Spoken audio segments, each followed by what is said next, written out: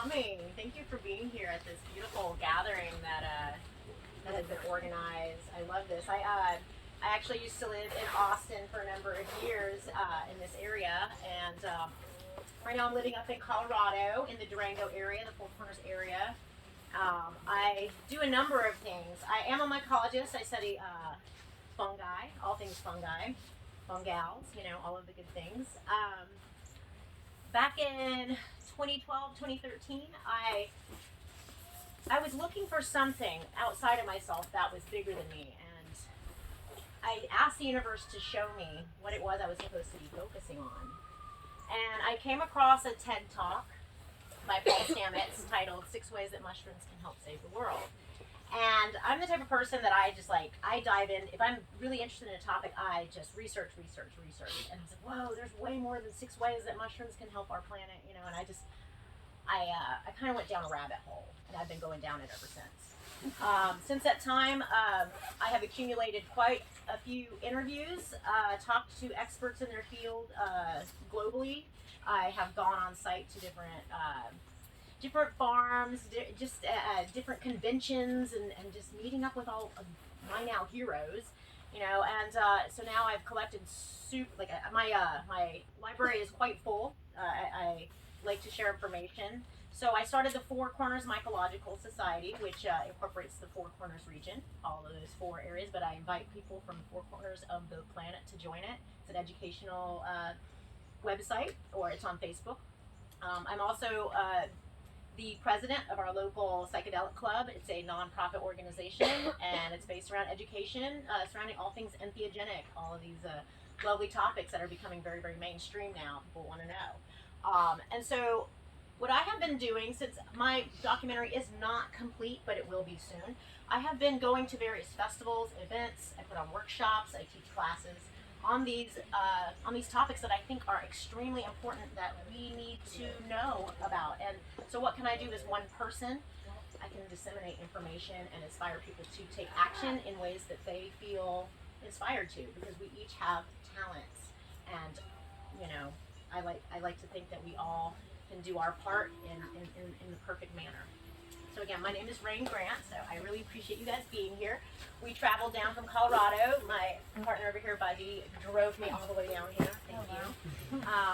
So yeah, can mushrooms save the planet? That's the topic, and it's a question. It might be a silly question, but it elicits a lot of different answers. People like to answer that question, and they're either really like, yeah, they're going to save the planet, or there's like, you're crazy. What are you, tripping? Like, well, maybe a little bit of both. Yeah, maybe later. But, what is saving the planet? What does that mean? Does the planet itself need saving? Probably not. But the inhabitants on this planet are kind of in peril, and most of it has to do with human activity and misuse of our power. That's at least my perspective. So our planet doesn't need saving. We might need to work with nature. We're at a pivotal point that we can either work alongside of nature and reverse some of the damages, reverse desertification and all of that, or if we decide not to, then it could be to our peril, to our perishment as a species, and that's either good or not. That's really not my judgment, but anyway, so this is the message I'm spreading. So can mushrooms save the planet? All right. So yes, I have been, like I said, I've been going to I've got events, the Fungus Fair. I just got to speak for the San Diego Mycological Society. They brought me in as their keynote speaker. Sonic Bloom Festival I've spoken at, Jumpsuit Family Gathering, the One Vibration Festival, and the list goes on and on and on. All right, let's see here. All right. Do you think mushrooms can save the world? I have any idea. I haven't given it a moment's thought. Do you think mushrooms can save the world? Not offhand, no. I've never heard of that before. Yeah, I can't think of a reason how they would. No. Possibly. Like, what type of mushrooms are we talking about?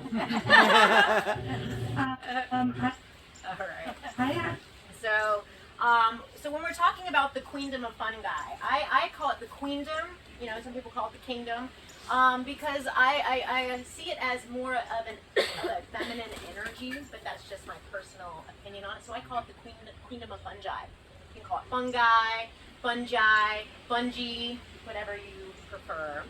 Depends on where you're at. There are millions of different types of fungi. Some of them have fruiting bodies, and you see the little mushrooms. Some of them grow on trees, and some of them are in the soil and attached to root systems and whatnot that you never see a fruiting body. So fungi can be in the air, molds, for instance. It's in our kombucha, but there are millions, and only well, when I put this together, it said 75,000 have been identified, but actually about 100,000 have been identified as of now. So there are millions that have never even been identified. So there's so much room within the realms of mycology. Mycology is a very young science, so to speak, in reference to a lot of these other sciences, and it's only just recently that you can go to college to become a mycologist. But most mycologists are self-taught. And the biggest fungi in the world or on the planet is about 4 square miles, so several football fields long, and it's called the honey mushroom, also referred to as the meadow maker. And what it is, it's a parasitic fungi. It is an edible mushroom. Some people have digestive upsets, but you can eat it. But it kills entire forests or areas. And so you might think, ooh, that's bad. But in actuality, it's part of the process. We need meadows for different types of life forms. So, anyways, it's supposed to be the largest living organism on the planet. That's yet to be seen. I tend to think that there might be clusters of aspen groves that might be bigger, but that's, like I said, it's to be seen. Lovely picture here. All right, so how can mushrooms save the planet or help our planet? There are many different epidemics that our planet is facing. I mean, let's face it, there's a lot of upsets, there's a lot of reasons why we need to change what we're doing, change our patterns, and all of that. I'm going to go through some of these epidemics, and I'm going to try to rush through them because each topic I could literally go on for hours. So I'm just going to kind of rush through, and then if you are interested in grabbing me later and geeking out on mushrooms, I am super open to talking about mushrooms. Not everybody is interested, so anytime somebody wants to talk to me about mushrooms, I'm like jabbering. But this is how we can learn from each other. We learn through sharing information. So events like this are very important for bringing community together and sharing the knowledge that we have. So here's just a small list of epidemics that our planet's facing. We have starvation. People are dying. Like, people are starving to death, and this is like a real thing. Desertification, as far as I can tell, that's one of the largest things that we're facing right now. Our planet, our deserts are growing, they're expanding, and we are causing that, a lot of it. There's a lot of natural things that happen, but it just seems like we are causing a lot of the desertification, and what can we do to reverse that? For some reason, that's not a very known term in the United States. Other countries are talking about it, facing it, but for some reason, our country doesn't really talk about it. Our plastic overload. I mean, there are like huge areas in the ocean with floating plastic. We've all heard about this. There's microplastics in the soil. It's in the air. It's everywhere. It's kind of a big deal. Toxic oil spills. I'm not sure what these guys do, but like they just keep spilling. I'm like, I don't know. I'm like, there's another oil spill. There's another oil spill, and this is not good for our environment. It's not good for our oceans. It's not good for our waterways. It's not good for our soils. It's not good for us. Heavy metals in the soil. I mean, get around a power plant, or leaded paint in some of those old houses and stuff. I mean, this stuff is super toxic for us, but even like in the soil and then growing plants in that soil, it's going to have that lead in it. It's really a big deal. Disease, cancers and tumors and even allergies, things that we have a lot of illnesses. What can mushrooms do to help that? Housing, there's a lot of homelessness. How do mushrooms help with homelessness? Our bees dying, that this is a big deal. Our pollinators are kind of they're a necessity to our proliferation of fruiting plants and whatnot. And radiation, again, with the nuclear power plants, nuclear meltdowns, radiation from the sun, all of these things in the air. So anyway, that's just 10, but I'm going to go into each of these and I might go beyond. So like I said, I'm going to try to rush through it. So 420 million years ago, the largest organism on our planet, other than the dinosaurs, were prototaxis, and they were these huge lichen. They towered about 20 to 40 feet, kind of like, they remind me of those really large cacti that you see in Arizona. Arizona. I was gonna say the Arizona desert over there. But these things were very tall. They looked like trees. They towered over we had little bushes and things like that. And when we found a fossil of it, they thought it was an actual tree, but when they looked at it, they were like, oh my gosh, this is more like a lichen. And so a lichen is a symbiotic blend of 3 different organisms. It's algae, fungi, and cyanobacteria. So cyanobacteria is the only bacteria that actually gets its energy from the sun. So it's kind of an interesting thing. So all lichen, there's some lichen here.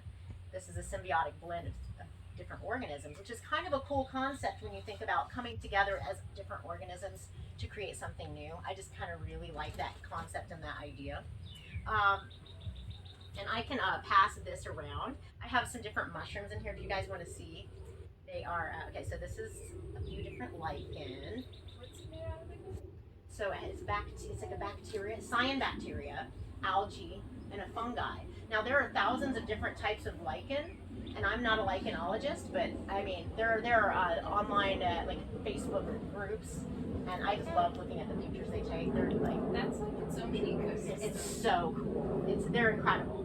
I get really excited. So this is a red belted polypore. It grows on our ponderosa pines, but there are different red belteds that. So this is Fomitopsis shrinki, and then Fomitopsis panicula is what Paul Stamets talks about having to do with helping the bees, and I'll get into that in just a minute.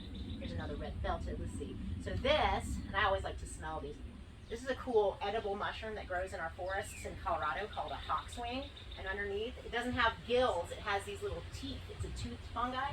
And if you smell it, it kind of smells almost like a portobello, kind of meaty and delicious. These are our shrimp rusula, Rusula zarampulina. And it has a almost fishy smell, but it's a delicious edible. I love finding those. And then this is our Amanita muscaria, the red one with the white polka dots you may have heard of. It grows globally. This is our local Amanita muscaria flaviovata. It also has a really nice smell, and that's a toxic mushroom that can be used medicinally, and I can get into that a little bit. But yeah, we'll just start there. But anyway, that's something to kind of look at.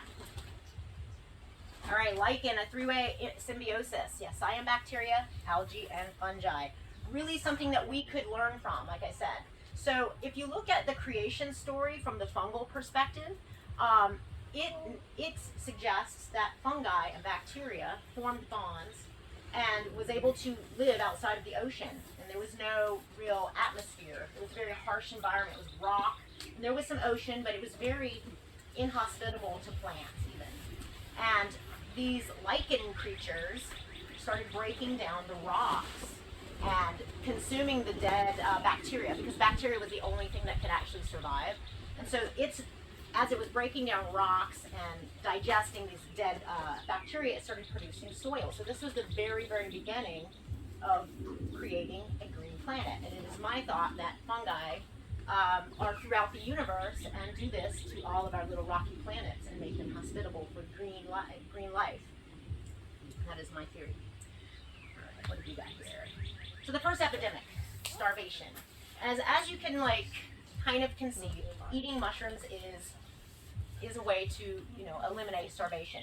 So the thing is that mushrooms are extremely good for us. They're high in vitamins and minerals, and really high in protein. So in areas where there is a deficit for protein, it is easily grown and is a good meat substitute, whether or not you're vegetarian or not. It's just really, really good. Really cool thing about mushrooms, just as a little side note, you can take a mushroom, they're really high in vitamin D, by the way. But you can even dried mushrooms, but your button mushrooms out of the store even, put it in the sun, and it absorbs and assimilates vitamin D, just like we do. So you can sunbathe your You can sunbathe your mushrooms and they'll become higher in vitamin D. Just a little note and something good to Do you know how long that process takes, Oh, roughly? you put it in there a couple hours. I mean, it'll start drying out if you put it in the sun too long, which is fine, but I would say just sun it for a little bit. Interesting. But you can, like I said, you can take dried mushrooms, put it in the sun, and it will continue to assimilate and create vitamin D, which is really exciting. So high in vitamin C and copper and selenium and calcium and B vitamins. It used to be thought that fungi or mushrooms were not very nutritious, but it's quite the opposite. Very, very good for you. So this is a picture of Trad Cotter from Mushroom Mountain. He is in South Carolina, and he's one of our, I would say he's one of our top mycologists. He's kind of a rock star. And he went down to Haiti and was teaching the indigenous people there how to grow their own mushrooms. And the adults were fungophobia. Fungophobia is very, very prevalent in the United States, but also in Haiti for some reason. Even though they were hungry, they wouldn't eat the oyster mushrooms. And so he was like getting fed up. I got this really great interview from him. He told me that he was like, I'm out of here. And he just left, and all the kids from the village were surrounding him. Where are you going? Where are you going? And so he was like, so he sat down, and he's like, all right. And he started teaching them how to grow in mason jars on cardboard. You can take cardboard, put your myceliated substrate on it, and roll it up like a little burrito. Stick it in that jar, keep the right kind of moisture, it will start to grow. And then he was teaching the kids how to grow the food.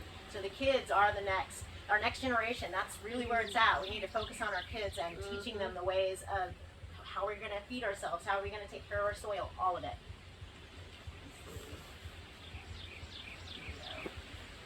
My name is Trad Cotter. Part of what we do here at Mushroom Mountain is experiment with different methods of mushroom cultivation. We are a mushroom cultivation research company trying to raise funds for a project down in Haiti.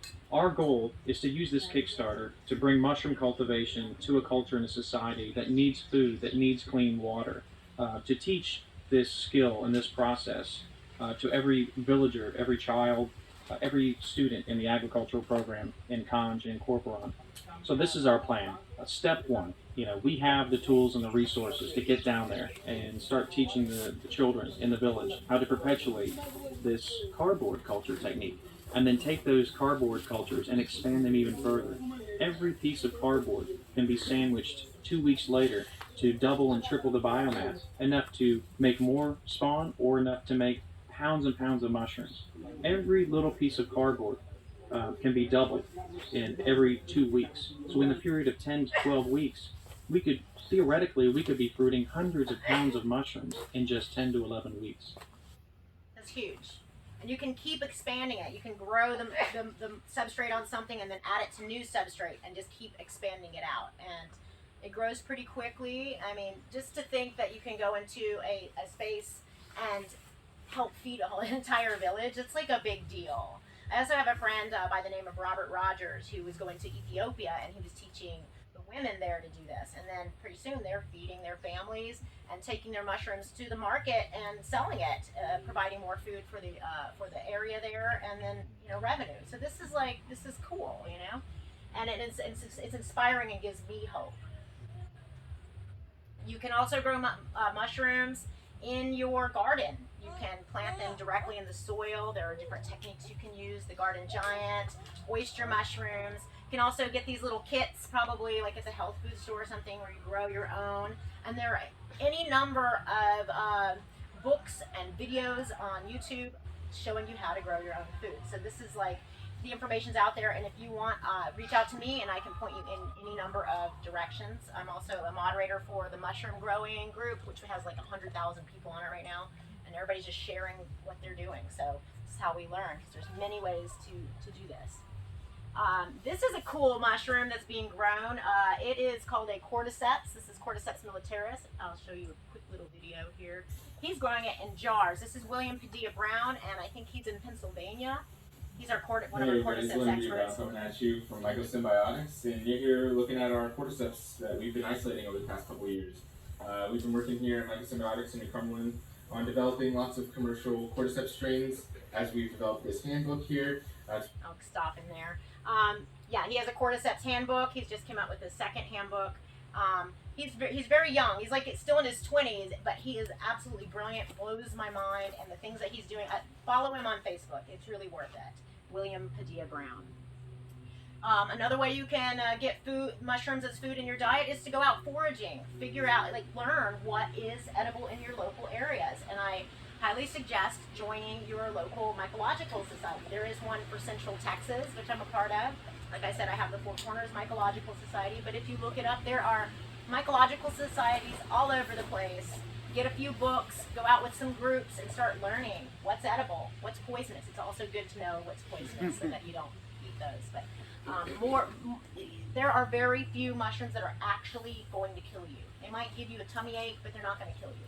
So it's really wise to know what you are foraging and learn what is actually poisonous, you know. But this is, right now we might be able to find some in the woods, but these are morel mushrooms.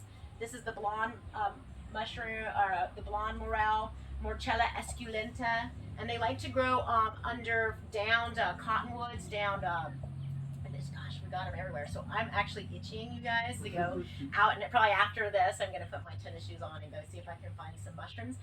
And if anybody would like to join me on a little foray a little bit later. And then also I brought my UV light, which certain mushrooms glow in the UV light. They're UV reactive. So at night, I'm going to pull out my, I don't know, I have to go in the woods here, you guys. It's kind of, it's calling to me. And then this is the hawkswing, but they can get really big, and they're absolutely stunning. Absolutely stunning. So there, you know, there's chanterelles, really delicious. Chanterelle mushroom fondue, ooh. Braised chicken of the woods, oh. Lobster mushroom risotto, oh, I'm getting hungry. Black trumpet mushroom pizza. Candy cap cheesecake with chanterelle caramel sauce and candied porcini, oh my. Pumpkin ice cream with chunks of candy cap. I don't know, do candy caps grow around here? I know they're more of a Pacific Northwest thing. They're really sweet, and maple, it tastes like maple. So anyway, we had the mushroom camps up in Occidental, and they had this truffle mousse. I'm wearing the same shirt.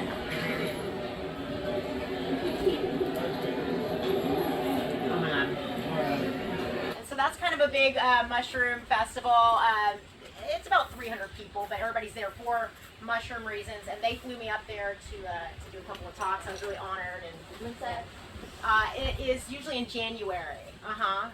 It's Sonoma County. Sonoma mushroom camps. All right. There's William again. He's up in Colorado. Hey guys, William Padilla Brown, and we're coming to you live from the Telluride Mushroom Festival. Telluride Mushroom Festival is another good Telluride Mushroom Festival. Pass, and we are hunting the King Bully. Look at this porcini. There's not even that much bug damage on it at all.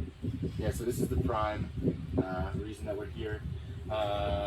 Foraging, at least. We're looking for porcini and chanterelle. Ooh, I bet you there's a porcini here too. So as you can see, we get really excited. It's kind of like going Easter egg hunting, and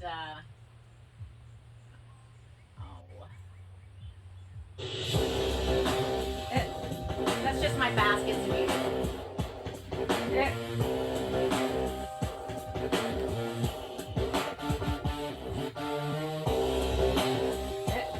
It's fun to put your camera in your basket and forget it's on, you know, like, oh.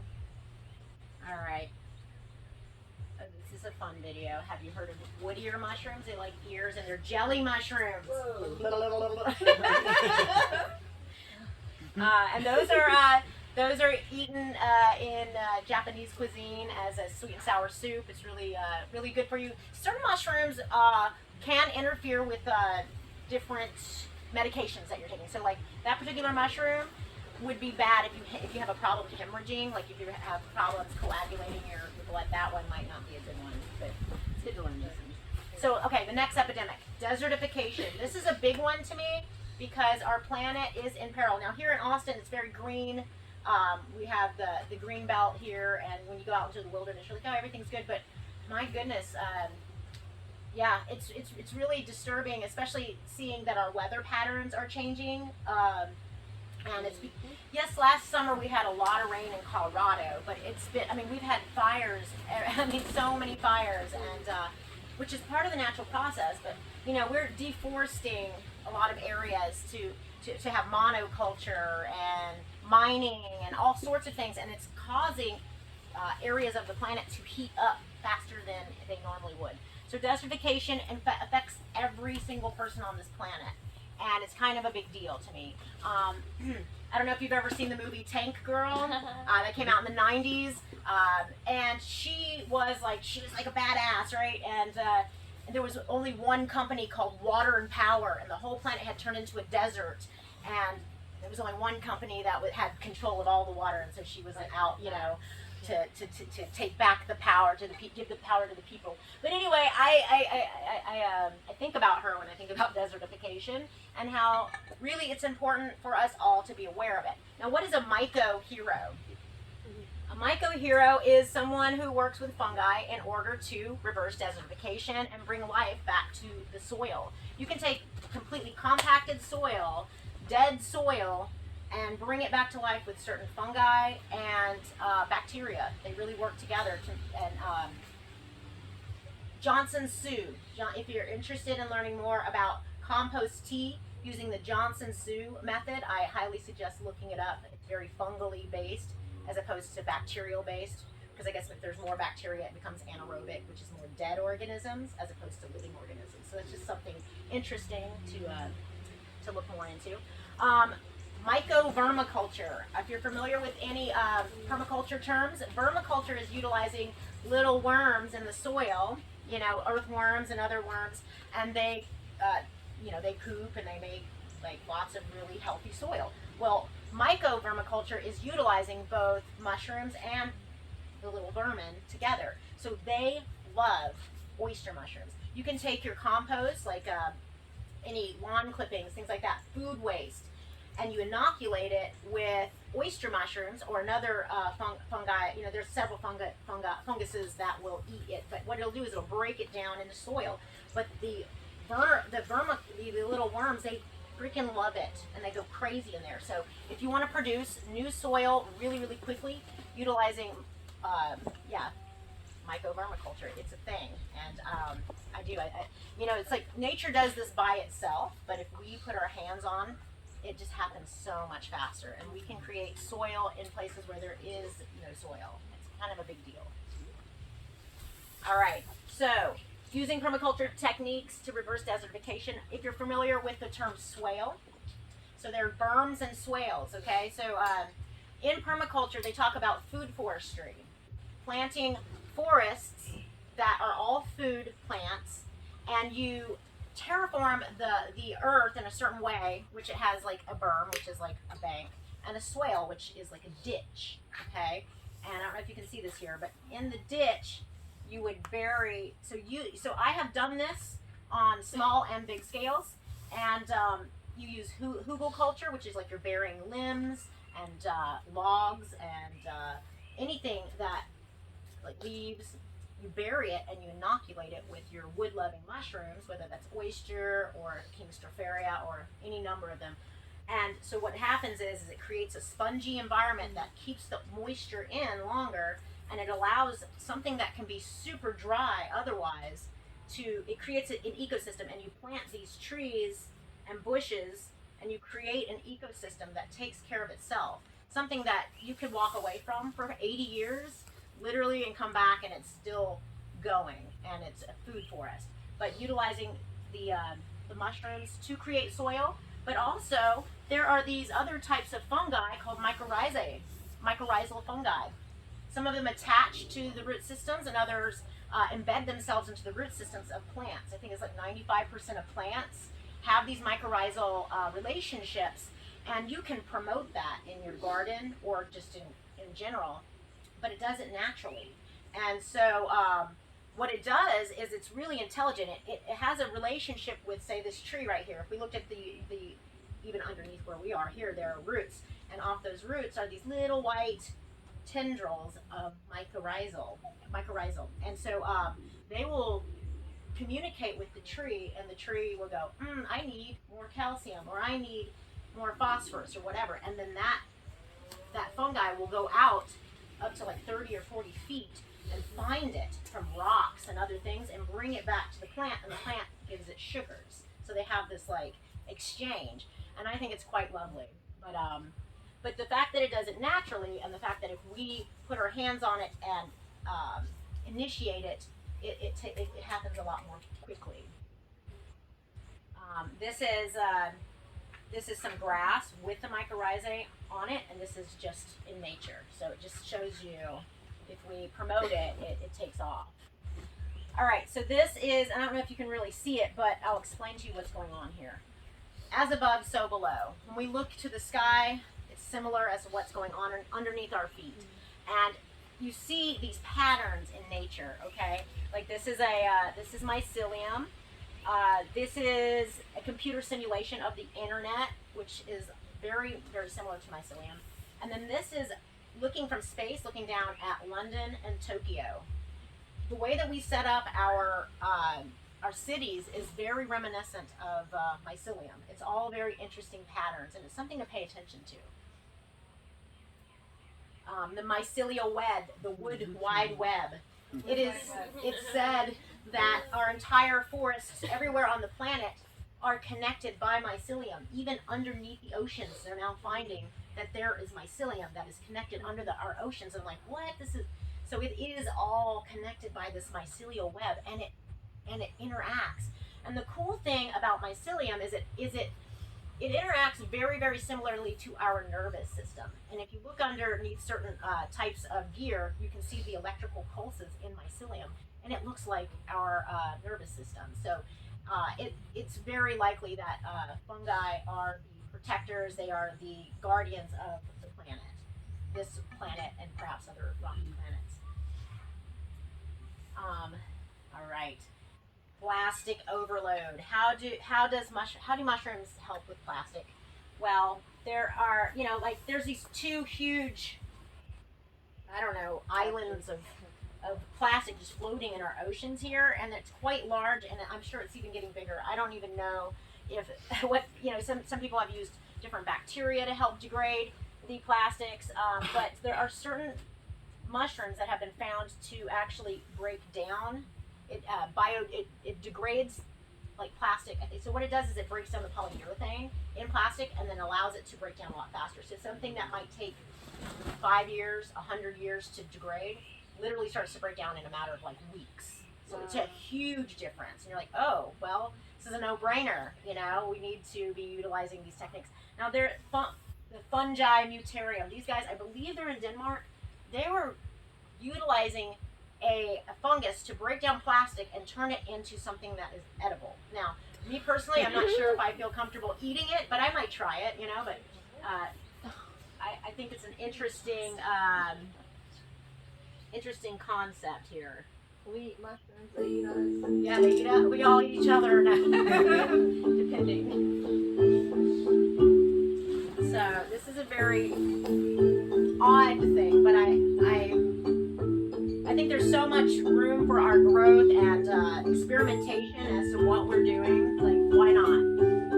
Why not turn something that's inedible into something that's edible?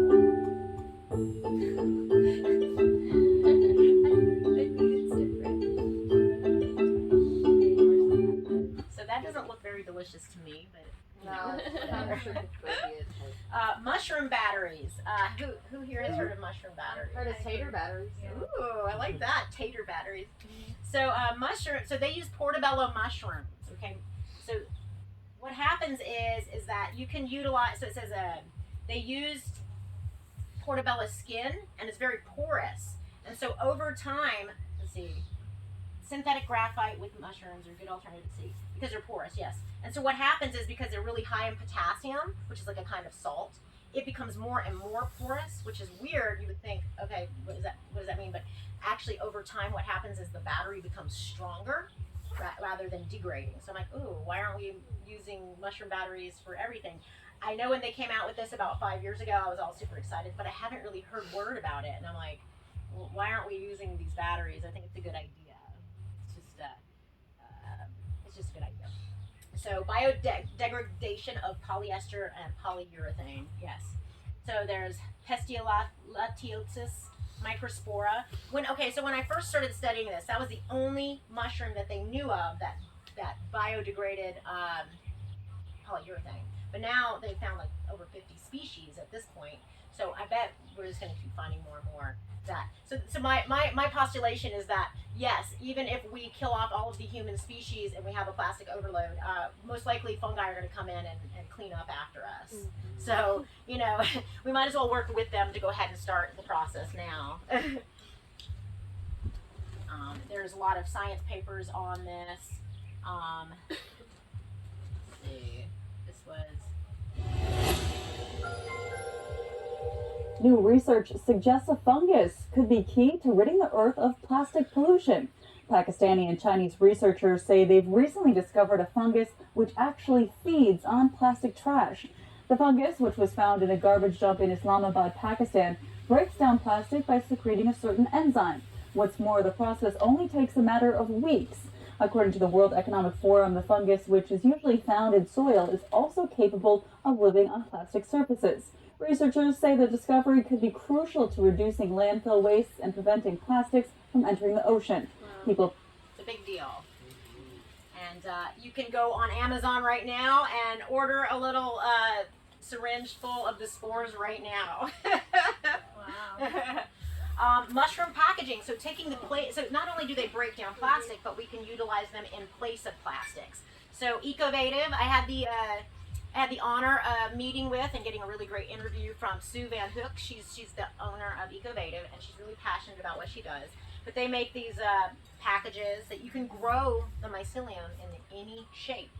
And not only are they making packaging, but like you can grow it. They're making surfboards, paddle boards. I'm like, I need a paddle board made of mycelium. Yeah. I took one of her classes. It was super cool. She wouldn't tell me what kind of mushroom they were using. She's like, you can take this home and do your tests and find out for yourself. And I'm like, so I actually took it home and let it fruit out, and I don't know, I think it was shiitake or something. I was like, what is this mushroom? But I got it to fruit. It was kind of exciting. But no, you can. What you do is you inoculate. It's both it's sawdust and very, very fine like wood chips. And they mix it with flour, which is kind of odd, but that helps to really make it really strong. And they inoculate it, they let it grow out, and you can do it like into any shape. So you put it into the mold, and it grows in the mold. So I'm like, I'm looking to start playing around with that. I think it's seems like a fun project my kids might get into. Let's grow some surfboards. So another epidemic that we're facing is toxic oil spills. If you're familiar with this topic that I'm talking about now, you might have heard about Paul Stamets and how he had worked with several different companies on the West Coast, cleaning up some of the oil spills there, and they were having, their techniques, all of these techniques could be, worked upon, okay? So what they were doing is they're taking hair, human hair, and hair is very absorptive to oil, and they're taking the clumps of hair and cleaning it, like absorbing the oil, and then what they do is they inoculate it with oyster mushrooms. Again, oyster mushrooms. And it breaks it down. It turns the matter into something that's inert, so it's no longer toxic. Very interesting. I don't know that method necessarily can be done on a very large scale, but it's just something to think about and brainstorm. What could we do that actually could be used on a big scale? There's also the Amazon Micro Renewal Project, and these guys are incredible. They're out down in Ecuador, and Texaco had some very large oil spills down there, and it is really devastating to some of the communities there. You go in there, and there are people who are sick. There are children that are like deformed, and the older people are dying of cancers, and it's very upsetting. And I had the honor of speaking with Mr. Bob Rawson. I met him up in California. He actually helped fund my trip down here. He believes in what I'm doing, and they're going down there, and they're teaching the locals how to clean it up because they can't be there nonstop. But they do have laboratories set up down there, and the government has actually come in and destroyed their labs like 3 times. He was telling me the stories. He's a good storyteller, but I was just like, that's scary. The government itself does not want them to do what they're doing. I'm like, what in the hell is going on? It doesn't really make sense, but it's all, money based, But they're down there. It's mainly women who are running it, which is kind of cool. But so Bob is a microbiologist, and these 2 ladies they're mycologists. So together they have patented a couple of different techniques in order to break down these, break down it's gross. Okay, so they have like this mini documentary, and he showed me while I was at his house this documentary, and I'm just like in tears, you know. I'm like, this is a big deal, but some of these oil, it's like, it's not even just oil, it gets hard, and it's like almost like rubbery, and he's like, some of them are like that thick, and he's like, talking about how they have to penetrate through it to inoculate underneath it, and I was like, well, what if you were to break it all up and then mix in some like straw and stuff and then inoculate that? And he's like, yeah. So I'm like, huh. He's like, you need to go down there, Rayne. So that's on my bucket list, is to go down there and check out what they're doing in person. But it's kind of a big deal, and I got to meet Mia when I was in California as well, and she's one of the main. All my life, I've been fascinated with mushrooms. When I learned that fungi produce enzymes that can clean up pollution, my worldview changed. The realization that living organisms have the capability to restore degraded land and purify water gave me hope. Since 2007, the Amazon Myco-Renewal Project has been collaborating with the Cloud Forest Institute to conduct conservation and restoration research in Ecuador. They have to wear Our team hazmat has led suits. several research trips to Ecuador to document fungi that are capable of surviving in severe petroleum contamination. We've taught numerous courses in mycoremediation and myco-renewal, and developed an inexpensive, easily interpretable plant bioassay to document the efficacy of fungi in detoxifying contaminated soils. I plan to oversee the research this winter and bring a team of experienced mycologists and ecological designers to Lago Agrio, where there has been a history of oil pollution since the 1960s. So she's doing really amazing things, and just meeting her in person, I don't know, I was like, oh, it's a sister, and she's really passionate about soil health, and we were talking, I just joined one of her groups. It's on fire remediation, so forest fires will destroy an area, and the first thing that comes back in the soil is fungi and bacteria. So you see it, the burn morels, and those are yummy, delicious, edible mushroom. But it's kind of neat, and I'm just like listening and just absorbing all this information, and I'm like, this is a big deal. But not only can you use the fungi to clean up soils, you can clean up toxic waterways. So a lot of our waterways, especially I guess in China and whatnot, like just very toxic. And so what they do is say, this is all really polluted over here. They'll take this is all filled with straw that's been inoculated with, again, oyster mushrooms, and they're also starting to work with some of the indigenous varieties, which I think is a good idea, to bring in the wild mushrooms that are in the area. And somehow, like the mycelium itself absorbs the toxins out of the water, and actually the water passing through is clean. And Trad Cotter was doing that. He was working with the government there in his area and getting funding to help clean up these agriculture waste areas. You know, like there'll be a lot of cows, and then the pesticides and all the nasty stuff that goes in the water is able to be cleaned up with fungi. So that's kind of an exciting thing. This fellow here, Alex Dorr, if you're interested to know more about mycoremediation, he wrote a book called The Mycoremediation Handbook. I highly suggest getting it if you're interested in diving into that topic more. He's also very, very reachable online, and very open to discussing. He also has, what is it called? He has a podcast now, and I can't remember the name. The Mushroom Revival. That's it. Yeah. He's great, and I push what he's doing because I believe in it. Another book. To Austin. What's that? He recently moved to Austin. Did he move to Austin? I think so. Trad did? Oh, no. Oh, Alex Dorr did? Alex? Ooh, that would be exciting. Yeah, because they were setting up a new lab here in Texas. Okay. I need to double check that. I know I've seen that he travels here, but if he just recently moved here, then I need to reach out to him and see if he's here now.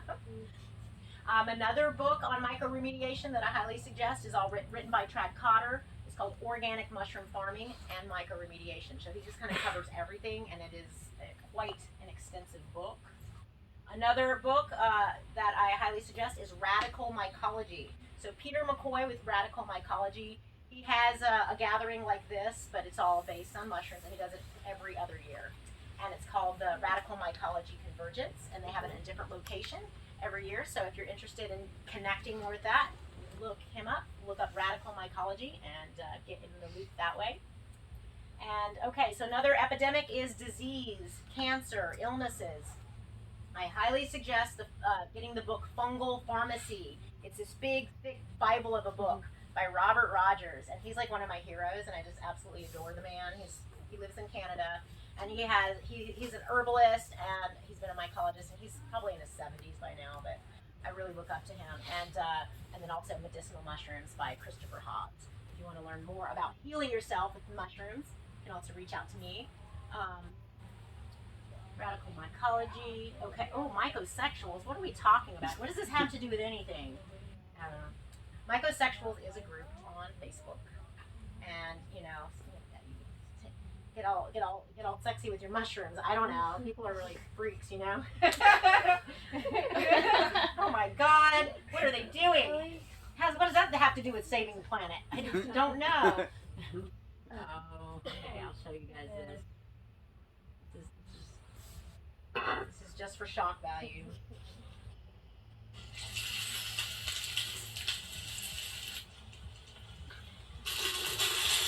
What are they doing?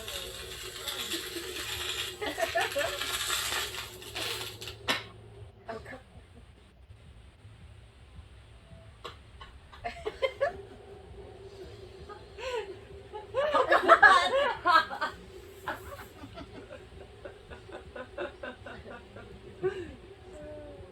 Oh my God.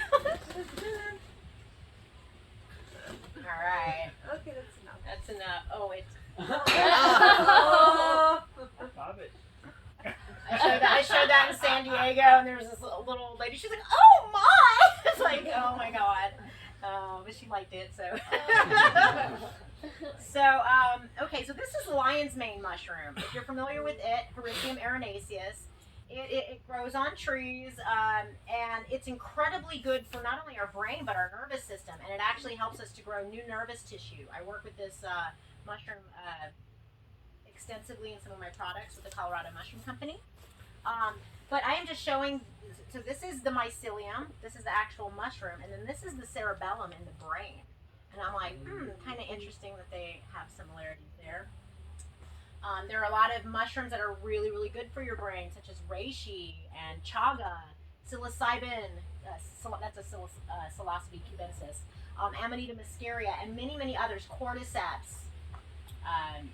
And that's a reishi, very large. It's the mushroom of immortality. Now, I don't know that it really makes us immortal, but it does cause longevity. And so back in, I guess, several thousand years ago, both the Egyptians and in China, it was like only the higher ups had access to these mushroom medicines.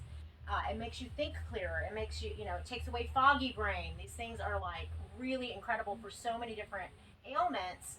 And it's kind of like, okay, so if a commoner was found ingesting these mushrooms, they would actually be put to death. And so in today's age, we actually have not only access to it at the grocery store, but we can grow them ourselves. So it's like, I think everyone should be on the mushroom medicines personally. I think it's only going to help. Paul Stamets had a TEDx talk on turkey tail mushrooms and how it helped his mother. I highly suggest watching it. It's not very long. And he brings his mother on stage. It's really touching. But she was about to die from breast cancer. One of her breasts was like 5 times the amount, or is 5 times as large as the other. And the doctor said, "There's nothing we can do. You're too old. We can't do a mastectomy. We can't do anything." So her son, they're like, "Well, how about turkey tail?" She goes, "Oh, my son has a company and does that." So she got onto the turkey tail and actually got rid of breast cancer using the turkey tail mushrooms and then whatever other medication. They didn't take her off the medications, but it only helped. So it's really touching. Cordyceps. Cordyceps mushroom is really incredible for endurance, for focus, for our the myelin sheath on our nervous system, and it's also referred to as the Viagra of mushrooms. It raises testosterone in the body, so it gives you lots of energy, but it also balances estrogen and progesterone and all the lovely hormones in our body. So I highly suggest cordyceps and in taking it. Another epidemic is the bees, our little buzzy bee friends. We need them. Yes, I've heard both sides of the story. Oh, it's only the European honeybees that are being attacked. It's true that the honeybees are being attacked, are non-indigenous varieties, but there are. I know, like just in Terlingwood, Texas, there's like 13 different varieties of wild bees. You know, and what happens is the varroa mite will attach to one of these honeybees and will basically suck them dry, lowering their immune systems. They're dying.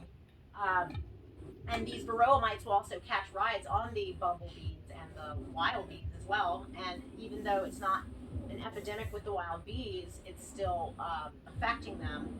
And the thing is Paul Stamets you can look up some of his videos. He talks about using the Fomitopsis panicula extract. There are enzymes so in the mycelium, the enzymes kind of secrete. If you look under a microscope, they look like little dewdrops. And the bees will actually, in nature, they'll land on like these they like to live in these old trees that are dying, that are filled with mycelium. It's because they drink the enzymes, and it boosts their immune system. It like doubles their life expectancy. So not only does it help the bees, but it does a similar thing to us in our body. I have eradicated allergies. I have had some health issues that since I've been on some of these medicinal mushrooms have absolutely changed my life in numerous ways. And I offer classes on several of these things. These are all topics that I'm just kind of brushing through right now. The red-belted polypore. And so when I did a talk in North Cali at Occidental, lo and behold, in my class was Paul Stamets sitting there. And I was like, oh shoot, he's here. And he's like taking notes, and he comes up, he's like, Rayne, your research is really important, and you're really good at speaking. I just want you to keep doing this. It's really important. And he's like, but you're right about the red-belted, because I kept saying because I'm an intuitive. I'm like, I get downloads from the universe, if you will, or I just tap into source. And so it's like, here's science, and then here's intuition. And both of those things are showing me that fungi are really an answer to a lot of the things that are going on. And that maybe it's not the only answer, but it's definitely an answer, and an important one. The pine beetles, we won't even go into that. And what is this?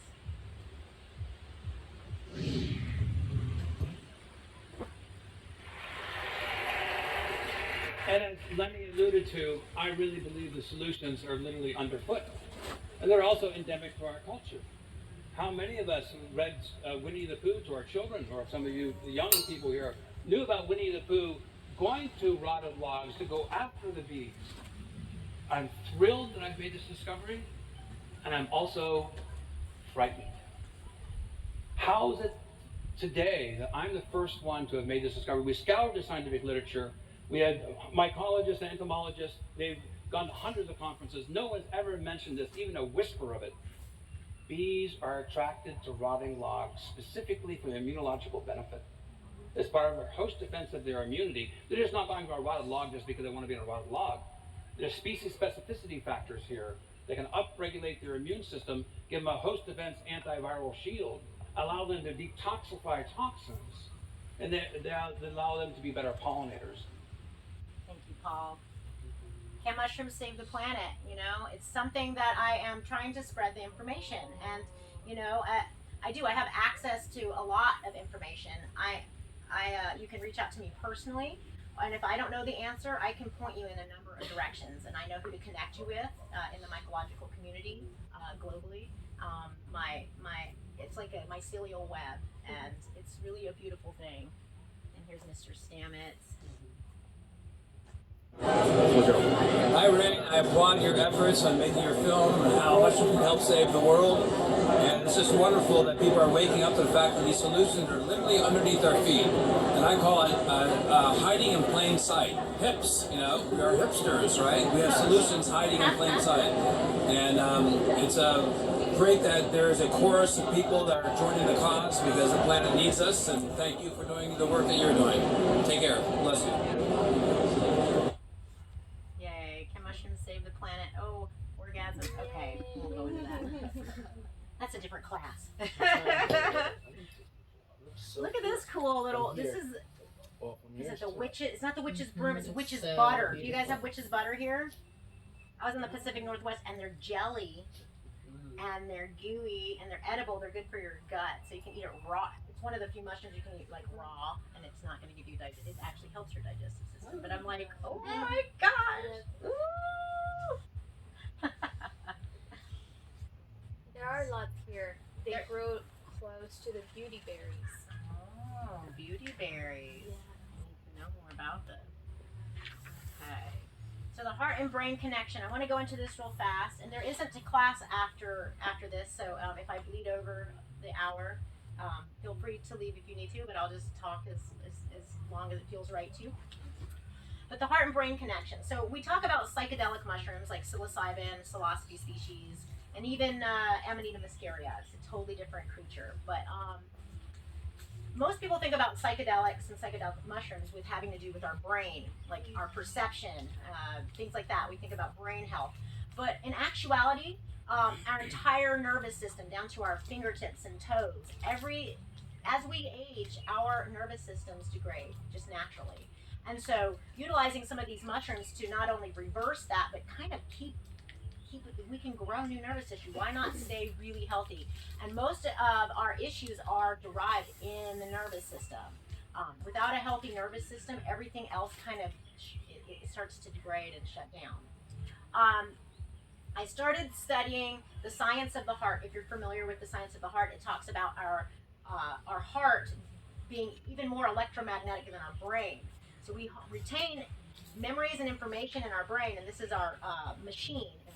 It runs our body, but our heart also retains information. It also retains memories. That's why you hear people having a broken heart. You can actually die of a broken heart. It's like a thing. So I started studying this. I was like, this is really important. The mind and the heart like need to talk, and our gut is another brain in our body. How do we integrate all of these things together? Well, I met up with this gentleman called Tom. His name's Tom Lane. He's an author, and let's see. He wrote the book Mushroom Rituals, and he studied the Toltecs specifically. That's like right out there's the Aztecs and the Mayans, the Aztecs, and then the Toltecs were kind of like a sub culture, if you will. They were more of a cult, and they were very heart centered. They used psilocybin mushrooms in their rituals, and they used it to open the heart. Okay, in conjunction with cacao. If you're familiar with cacao and cacao ceremony, that's a heart opener as well. And what they found out scientifically is cacao is an MAO inhibitor, which means that it allows for a buildup of serotonin in the brain. So when you take it in conjunction with psilocybin, it's going to make it stronger, and you're going to have these rushes that are more intense. So just, be careful if you're eating chocolate and, doing mushrooms. Just be aware of that. It might make it stronger. But one of the rituals, so I have these, I don't know, like I know things without knowing. How do I know this? I don't know. When I was talking to him on the phone, and he's telling me this ritual that they did, and I was like, oh, yeah, I had a dream about that, and I already tell people to do this. It's kind of weird, but don't eat your psilocybin mushroom like raw, for the most part, but don't eat them just straight. Like, if you have dried mushrooms, everybody eats them, like, oh, my stomach. It's because it's really hard for us to digest, and you're going to lose potency that way. There are ways that you can prepare these mushrooms that are going to be more bioavailable and make them stronger. But what he was telling me is that this heart and brain thing was a thing in the Toltecs. They would take their mushrooms, and they did take it raw, okay, but they'd take their mushrooms and they'd cover it with honey. Honey is called the honey wasp. It's not a bee. But anyway, they'd sing to the mushroom, and I haven't tried this yet, you guys. I'll have to try it one day. But anyway, so then what they do is they put it into their mouth and you chew it. You don't swallow it. You chew it. And you chew it and you chew it and you chew it as much as you can. And what happens is it starts to absorb through your mucous membranes in your mouth. So it is going to go to your head faster. But what it does is it goes down the vagus nerve and goes straight to your heart. Okay? So when you do it in this way, even if you take your dried mushrooms and you chew and masticate, let's mix it with your saliva, it will absorb and you will feel like this warm, almost like warm sensation. It's like fuzzy here. So it's opening your heart. So I'm like, yes, there is this heart and brain connection, and it's interesting that this ancient culture utilized these techniques in order to help open our heart, because right now our planet really needs to open its heart more than ever. And anyway, I could go on Quick about question. that. Sure. Do you need the honey to do that, or could you just chew on the mushroom? You could just chew on the mushroom. If you just have it, just chew it, chew it, chew it. Okay. But I do highly suggest like powdering your psilocybin mushroom and mixing it in with raw honey because there's enzymes in that and it's alive. And what it's going to do is it does a water extract on it because it's got water in it. But it also the enzymes they do something like interesting to it. They convert the psilocybin into psilocin. So psilocin is the psychoactive part of the mushroom. So when we eat it, our body, our liver actually converts the psilocybin into psilocin, but we lose about 80% of it. Okay, that's a large amount. So that's why it's actually really important to pre-convert it, prepare it. So I like putting it in the raw honey and letting it at least overnight, but it can stay good for weeks that way. But lemon tech, use lemon juice, mix it in with your powdered mushrooms, and let it sit for 20 minutes. And when you say powder, do you mean like ground up to a powder? You can grind it in like a little pedestal or you can coffee grinder. I grind it to then you have more surface area. It's gonna do its thing faster, you know. But you can do the honey. That's a really good way, and that helps with the digestion of it, and makes it more bioavailable, and it's also stronger. So you have to be aware of that. But another technique would be lemon tech, if you're familiar with that. But take lemon or any kind of acid, really. But it could be even vinegar, something acidic. But I like to use lemon or pineapple juice is good. But you pour your juice over, you measure it out, whether or not you're doing a microdose or what I call a euphoric dose. And then there's a shamanic dose, which is the big dose. And I have a class that I teach all about that specifically. But you pour your lemon juice and let it sit for 20 minutes. After that, it starts to degrade. So you just 20 minutes only. Then what I do is I add some honey to that, and it's like just melts in that lemon juice. And then I add, don't boil it, but add hot water to it like you're steeping some tea. Let it sit for another 10, 20 minutes or whatever, and then sip it. It's really delicious. It's going to be really, I have never gotten an upset stomach from doing it that way. So it makes it stronger and it's easier to assimilate. So, but it's interesting, the heart connection. I was really blown away and by that piece of information. So this is Amanita muscaria. This was I found in Sebastopol, California. Those are beautiful. They're really beautiful, iconic, Alice in Wonderland mushrooms. They're really gorgeous, and I work with them a lot. A lot of people are afraid of. Don't eat them raw. They'll make you sick. They'll make you vomit. They're not good unless you prepare them properly. But this is very interesting because it is completely different than psilocybin mushrooms. It has what's called muscimol in it, and muscimol is a nerve tonic. I have some in this is my Love Rush formula, and I have a little Amanita muscaria in it and some other lovely ingredients, nootropics and things like that. And this helps with the release of serotonin and oxytocin, dopamine, all the happy chemicals. And but anyway, muscimol is very interesting, and it has been studied since the 70s, but there isn't a lot of data on it, although there are science papers you can find on it. And what muscimol does is it binds to the GABA receptors in our brain. And it's being used for people that have like epileptic seizures, epilepsy, Parkinson's disease, anything nerve related, okay? So it binds to the GABA receptors, and it allows for a smoother transference of those electrical pulses. Because what happens is, like with the epileptic seizure, you'll have those pulses and they're not really connecting right. And so then the body kind of spasms.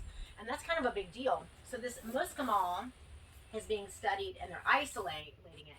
But what I do is I work with the mushrooms intimately, and I convert the ibotenic acid into muscimol. So ibotenic acid itself will make you sick, it'll make you nauseated, things like that. But when you convert it to muscimol, it's then not only palatable to the gut and to the body, but it is incredible for helping regulate sleep patterns and things like that. It helps with the circadian rhythms. It helps induce dream state, and it's very relaxing. And many of my clients, I have a lot of repeat customers. So just like it's a legal mushroom. It's legal, and for some reason, a lot of companies, a lot of banking institutions, things like that, don't want anything to do with it because it's a psychedelic. It's like, ooh, it's taboo, but it's actually a really powerful medicine. when utilized properly. And it's one that's not being, it hasn't really gotten a lot of hype yet. Psilocybin mushrooms. That's okay. So Tom Lane, Sacred Mushroom Rituals: The Search for the Blood of Quetzalcoatl.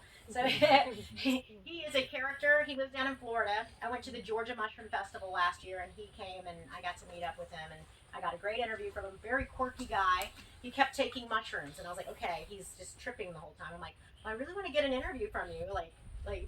Let's wait till you're sober, Mr. Lane. And like he just so quirky. And eventually, okay, we go to this hotel. My sister, she's my cameraman, and I'm like, all right, we're in the lobby of this really nice hotel. I'm like, all right, Mr. Lane, make sure put on your clean duds, let's, we're gonna have a video here. And he's all like super professional. He's like, all right, Rayne.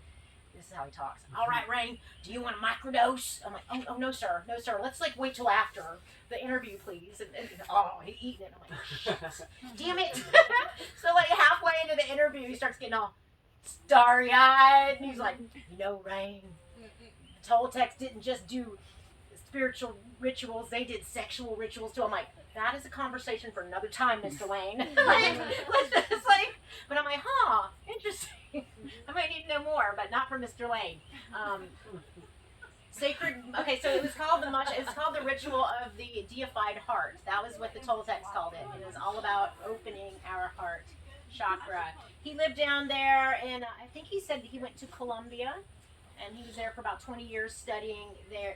And he helped the codex. There are all these symbols, and he helped to figure out what some of them meant. And he showed me. He's like, this is the one I figured. Congratulations. No, very, very interesting. They use a psilocybe species called Psilocybe zapaticorum. It is much higher in psilocybin and psilocin than a lot of mushrooms, and apparently it's very, very hard to cultivate in a laboratory setting. But it's also called the crown of thorns. There are innumerable species of psilocybe. This one website here, entheogenic mushroom species, they had listed over 567 different psilocybe species alone. So that number is debatable in certain circles, but people think of psilocybin and it's like, oh, cubensis, that's just one variety, but there's like hundreds of varieties of these mushrooms. And I am not I like to geek out on it, but I'm still learning. I know processes, but I don't know all of the species. Housing. How can we use mushrooms for housing? Well, these people here are growing a building. That's very interesting. And they did it as an art exhibit in New York. They called it the Growing Pavilion. And they fill up the walls with a substrate and inoculate it. And then as the mycelium consumes the matter, it actually gets hard. Very interesting. It's very interesting looking. That's the house. Do they have to water their house or like give it any other substrate? That's a great question. It probably eats all of the substrate, and then it is like the wall itself. Okay. They may need to mist it in different in ways and things like that if there's not enough moisture. I would assume. This is interesting. The guy Eben Bayer from Ecovative, he grew a tiny house. I saw some tiny houses up here. He grew the insulation in the tiny house, and I find it to be quite interesting. I want to grow. If we can grow houses, why not? Yeah. I think that's so cool. Right. It's fire retardant. This building is the first structure we grew entirely using our mushroom material. So it makes up not just the insulation of the walls, but also the structural form of the entire building. And we didn't just add that later, we actually grew it in place. So as we built this up, as if it was concrete forms, we kept adding layers of our mycelium and putting pine boards up. And over the next 2 weeks, inside the wall cavities, which already had wiring in them, already had plumbing in them, the mycelium knit the wall together, glued the tongue and groove pine boards together, and forms the structure, the insulation, and really the meat of this home. It's about 64 square feet, approximately 10 feet, 12 feet long by 8 feet wide. It's about 12 feet tall.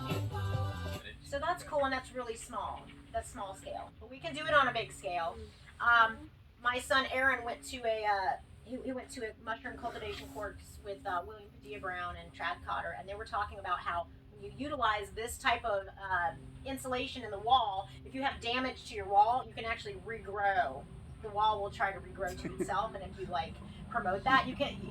That's so cool. So it's really highly insulating. It's fire retardant, so in an area like, let's just say there's a lot of forest fires, that could be a solution to some of that.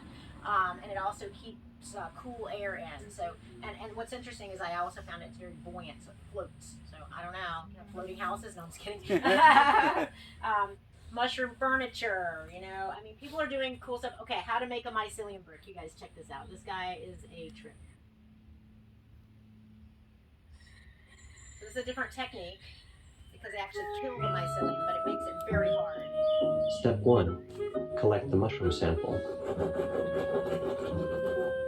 Step 2. Prepare the agar, the gelatinous substance obtained from seaweed.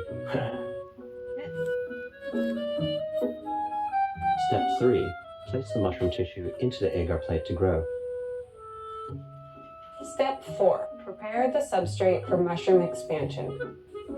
A mixture of agricultural waste, sugar, cat food, and energy drink.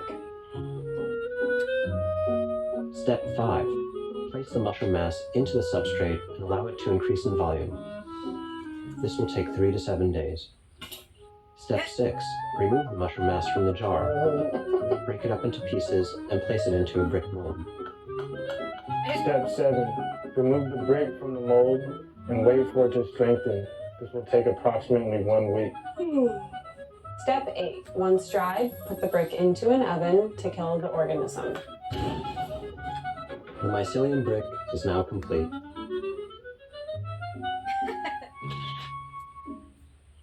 So cool. Philip Ross is his name. And here's some mushroom lovers. What are they doing?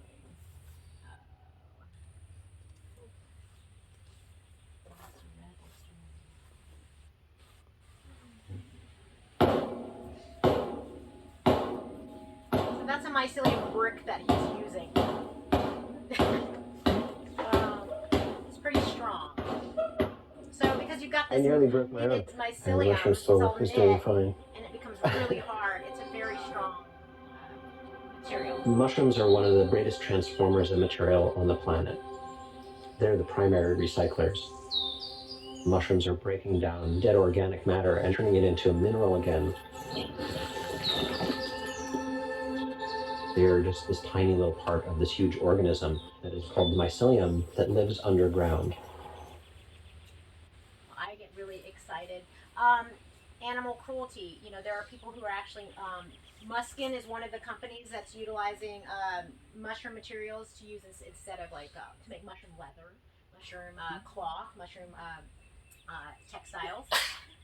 Very, very interesting. So it's like, okay, and I'm actually going to reach out to these guys and ask them to send me some samples so I can pass them around. We can feel the material. You can make felt out of it, felt hat. So that's something that Paul Stamets has, is this felt mushroom hat. But you can make felt anything out of mushrooms, out of these particular kind, any kind of the woody conch. You can shred it down, break it down, and it's like very, very fibrous. And then you use certain techniques to turn it into a felt. These are textiles. These are gorgeous. I'm like, ooh, I want a dress made out of little mushroom textiles, like on my mycelium paddleboard, you know. I'm into it. Kombucha leather.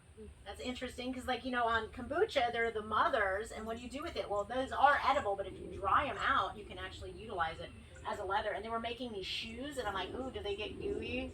Like when you, like, I mean, it's a good idea. So that's mushroom. That's a kombucha leather shoes. Those are very fancy. I just want to know if you like sweat in them if they turn gooey. I don't know. Another epidemic is depression, PTSD, anxiety. I mean, many of us suffer from these intensities, whether it's like, oh, I don't have any energy, I just don't feel like doing anything, or, you know, anxiety, like, oh, I'm just really anxious. And I know I used to suffer from anxiety all the time. And utilizing different things like breath work and self-hypnosis and some of these mushrooms, not just the psychedelic ones, but things like chaga that help regulate your circadian rhythms and your sleep patterns and things like that. I have really turned my life around into the last 7 or 8 years. I've seen a huge difference, and I'm just guinea pigging myself. I'm guinea pigging my family, my friends. Have you been guinea pigged? Yeah. officially. Okay.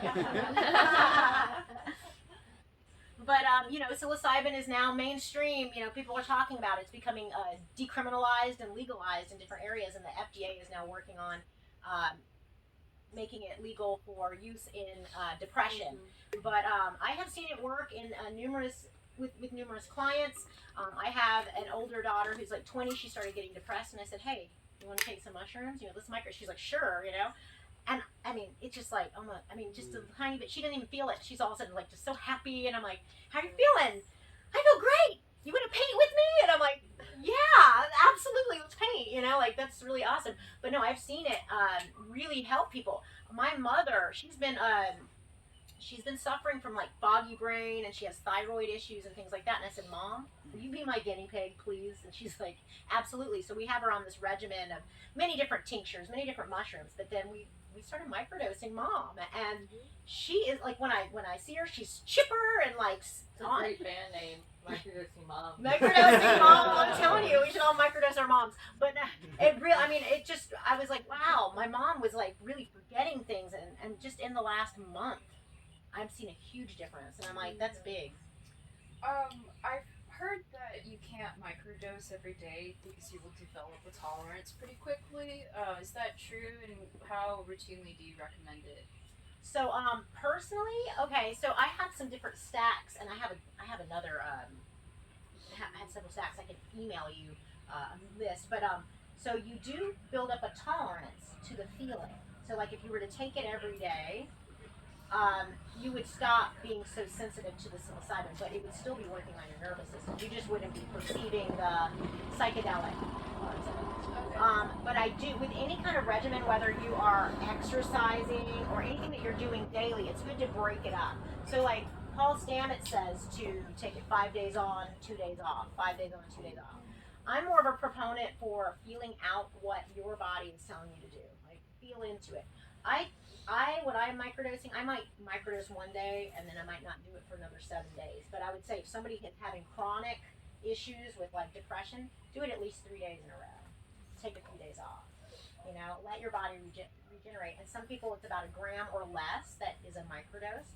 But many people, I've met people that don't even feel it when they take huge amounts. So some people don't even feel it, but they're still getting the benefits of it. Do you think it's differences in digestive systems and, like you said, the liver breaking it down? So everyone does have a different microbiome in their gut, right? And so different foods are better for different people and whatnot.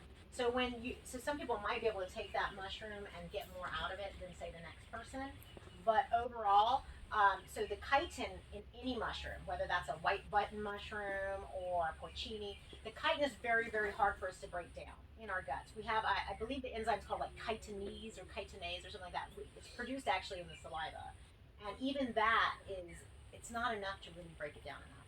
So I always tell people to cook your mushrooms or treat them in some way, whether that is, like I said, a porcini or whatnot. Don't eat it raw. It's going to be upsetting to the stomach, and you just want to get as much out of it. Chitin is found in the exoskeleton of like beetles, little insects. So just think about that. It's very similar to keratin in our hair and our fingernails. So it's just hard to digest. It's not that we can't digest it. It's just going to be harder. And some people are going to have a lot easier time with it than others. Some people may not be able to tolerate it at all. So. May I add something to your microdose? So it depends also on the purpose, age group, your diet, your levels of stress, do you consume alcohol or not, and then the type of mushroom that you're actually microdosing with. So some mushrooms tend to be very cerebral, kind of like a weed. You would have the indicas and the sativas and everything in between. Mushrooms are exactly the same. Some are going to be very chromatic and visual, and some are going to be more in your body. So who's providing them? How are they growing them? Because they're very sensitive to vibration. So whoever grows them, you're also absorbing like their vibe, their music, their infusion. So there's so many different layers to that. So when my clients microdose, I ask so many questions. And a lot of times, and I know this is kind of esoteric, but you know, you hear about praying over your food, or you know, we can change the vibration of a crystal just by like cleansing it and putting that intentionality. So a lot of it has to do with intention. And so if you do get mushrooms or anything for that matter, and you don't know. I mean, just it's good to like put heart. I like to hold things next to my heart and just like think about that and feel that loving energy. And you can change the vibration even if it was grown in a stressful environment. That's my belief. Can't hurt. Yeah, it can't hurt either. Yeah, but a lot of it has to do with intentionality and what is your purpose and what are you trying to gain out of it, or what are you sharing? You know, and intention is always a huge thing. What's the best way to get that information? I also have a 21-year-old who has suffered with severe anxiety, depression, self-harm, all the things. And I've been talking with her also and saying, like, what about microdosing? But where do we, like, she's saying, like, where do we start? Like, who do we talk to? Like, how do I get that information? So, I mean, there's a ton of information online, and like you said, it's like, what do I weed through? And, you know, so I am an educator, and I own the Colorado Mushroom Company. I offer classes, and I'm actually working on making educational videos so that people can get this information wherever they're at. But you can always reach out to me personally, and also I do offer consulting, like consultations, like one-on-one. What's the best way to get a hold of you? I can give you my card. Yes, absolutely. Yes, yes, absolutely. And I'll put that in here. And just to let you guys know, I brought stickers if anybody wants stickers. Yeah, that's not big job. Yeah, totally. And then I have another question. So as an herbalist, sometimes I like to just drive around and I save the pits or seeds of what I eat, and I just randomly I do the same thing. In Just Austin, it's randomly great. So can I do that with mushrooms, and what mushrooms? Like, can I just randomly walk into a field and go like, I'm gonna create a little microculture here, and then just like whoop, walk away? So that's a really great question. And so there's a couple different answers I have for that. Number one, spores are in the air. They're in the environment. They're in the they go all over the planet. We can't really keep them contained. And so the thing about spores and various types of mushrooms is that they are very specific to certain regions, certain plants, certain micro systems. And so if you know what a mushroom likes, like if you say this one likes to grow under these pine trees, you can take those and plant them, or spread their spores near that type of tree. Now you can just spread them out anywhere, and those spores are going to go flying anywhere, but they are really only going to take where they want to take. They're very intelligent, and so you can enhance it and promote them to do these things, but they're not going to randomly just pop up, but they will pop up. Like, yeah, spread the spores. Do it. Spread the spores. You can actually, what Paul Stamets does is he'll take a mushroom and he'll do a spore print on his hat before he goes on the plane, and so then he has the spore print on his hat, and he's like, all right, now I can do whatever I want with it, because spores aren't illegal. Oh, that's cool. I got a question too. So I have an aunt who is starting to show signs of dementia. Okay. Is there any like phrasing or information to give to friends and family that may benefit but are still have fungi phobia? Oh yes, true. Sneak it in there too. Sneak it. I know, right? Especially when they're already having dementia, it's like really sad because it hurts to see somebody degrade and not remember who you are or and whatnot. But a cat. I mean, as far as a phrase, gosh, when you get to a certain point, it's almost like almost anything can help. And especially now that the FDA, so you could maybe mention that the FDA is approving this, and that a microdose means that you don't even really feel it. You're not going to be hallucinating, but it just uplifts things. For people with dementia, I really recommend this psilocybin, but there's something about the muscimol, the Amanita muscaria, the muscimol. It is incredible. And but that will, because I know a lot of people with dementia, they can be agitated and aggressive, whereas the muscimol kind of just calms everything.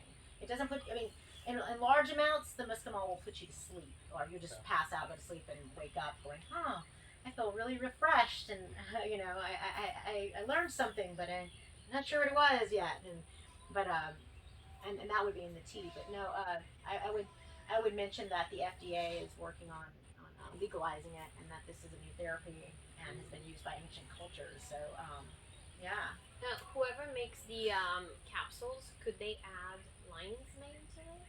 So lion's mane, yes, lion's mane's a really good mushroom to take in conjunction. I say add the lion's mane every day, no matter what. Lion's mane and cordyceps and chaga. There are a lot of different mushrooms, but they each have their. I've created actually several stacks, if you will, different herbs to mix with different mushrooms and how to intake them and what, how much, you know, and in their capsules for the yeah. lunch. So the capsules. So I mean. Make sure that your lion's mane is full spectrum, okay? Which means it's got the fruiting body and the mycelium. There are the enzymes in the mycelium that actually help with the nerve creation, the nerve growth. That's in the mycelium, and a lot of people only go for the fruiting body. So just go the full spectrum, and then taking the psilocybin in pills.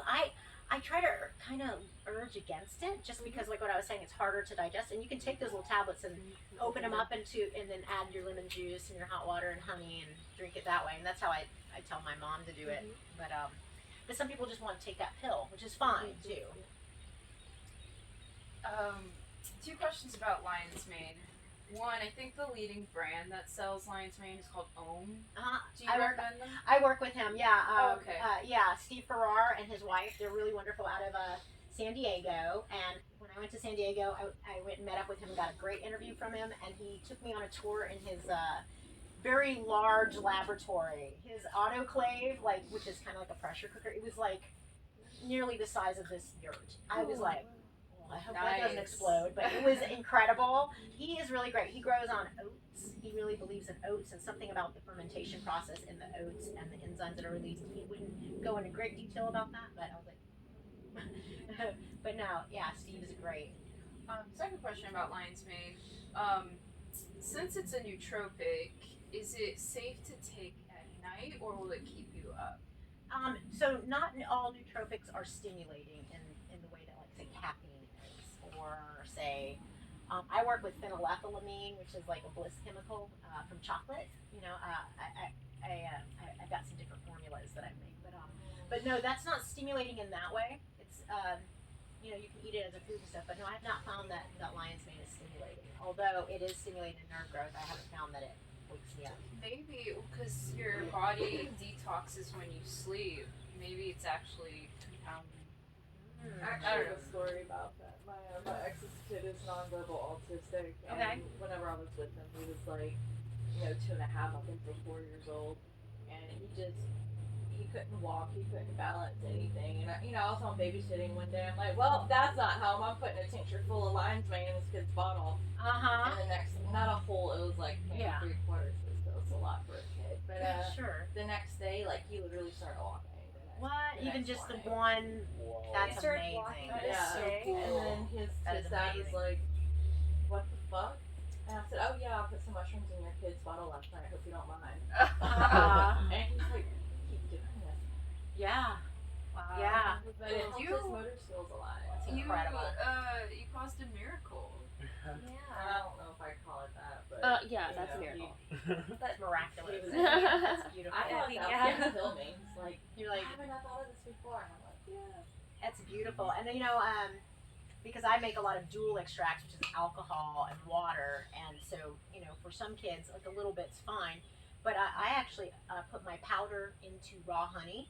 And there's something really magical that happens when you put your mushroom powders into honey and then eat it that way. And kids like it like that Especially too. since the bees like the mushrooms too, so that's good. It's all symbiotic, right? Is there any research with mushrooms consumption and with kids with special needs or anything like that? Is there any kind out there? That's a good question. I haven't researched that topic in a while, but a few years ago I was looking at, like using it for autism and whatnot. It's helpful because it helps with motor skills and things like that. It can't hurt, and that makes me want to research and to see if there has been any further research done on that. What about traumatic brain injury or strokes? And actually, I had a friend that hit her head skiing. And so I make, like I said, these honey elixirs, and I was like, please just take this and tell me how you feel. And like I saw her the next week, and she was like, the headaches went down, I feel way better. Because she was like really like not feeling well, like feeling like she was gonna vomit, like constantly. And I was like, oh my God, did you really hit your head hard? And she was like, yeah. I was tree, you know. It's like, but no, the lion's mane is really good for head injuries. In fact, I have this one client that she had a head injury from a car accident when she was like 16. She's in her 30s now, but she said she suffered from migraines every day of her life, and she started taking. She took my lion's mane, the Amanita muscaria, and then what I call the radiance blend, which is like 17 different mushrooms. So she was like taking all these every day. She's like, Rayne, I have been migraine free for 3 months, and I feel more like sharp than I've ever felt in my life. And I was like, that's huge. Like that makes me cry. I'm like, this is why I do this. It's because it helps people, you know. Another miracle. So when you see it like face to face and like firsthand, it's like you're saying, like the child just walking. That's huge. Are you selling your pictures? I do. I brought some with me. I'm not vending here, and they did say that I was allowed to sell them, but I did bring some of my tinctures, not all of them, and I also sell online. So You sell these online? I do. I Okay, do. I have to get Not a card. these, but Yes, I cards, got. yeah. I've got cards and stickers. I do, and then I did bring. What did I even bring? I didn't bring very much. I literally threw it. I was You like, I brought better some not more else go for us to empty-handed. I usually. Oh, I brought my UV. There's my UV flashlight. I'm gonna go in the woods Thank tonight. you. This was awesome. Sorry. glad. Did you have something else I on know. the We need to go looking presentation? for morels. I brought an energy focus, which this is my lion's mane cordyceps mix. I believe those two are really synergistic. But I have this called Love Rush, and it helps with serotonin and dopamine release. This one is really good. That's I've Do you have taken. anything for anxiety? This would help with anxiety. But let me just see. Did I bring relax them on? I would like to They vary in prices. So the Love Rush I sell, okay, $25 an ounce for the Love Rush, and then my Relax Calm is the Amanita muscaria. But everything else is $15 an ounce. So I didn't bring very much. Like I just literally brought just something, so I didn't come empty-handed. But everything is online. I have an Etsy page. Which one? This one. Let's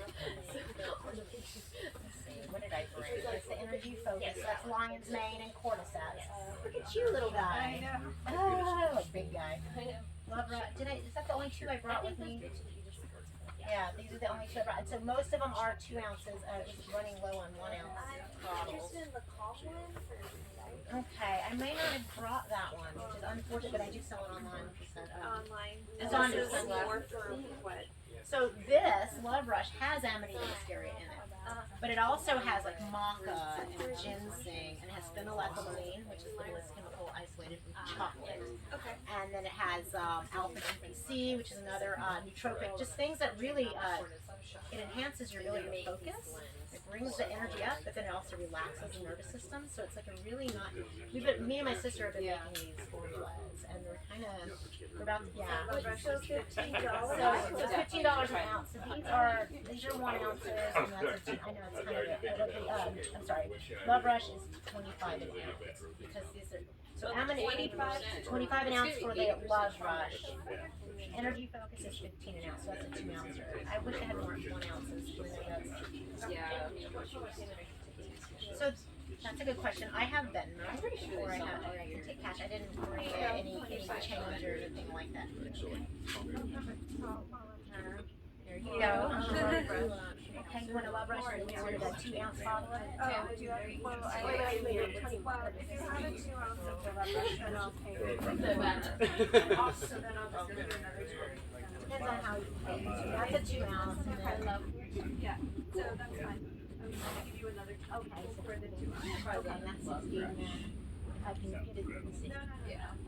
It's 50. Oh, 24. I'm sorry. Yeah, that's Yes. I'm like, oh yeah, I've been taking all these mushrooms. I can count so well.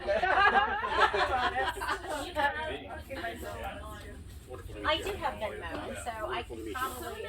So my phone has. I can give you a QR code, or it's. So let me grab my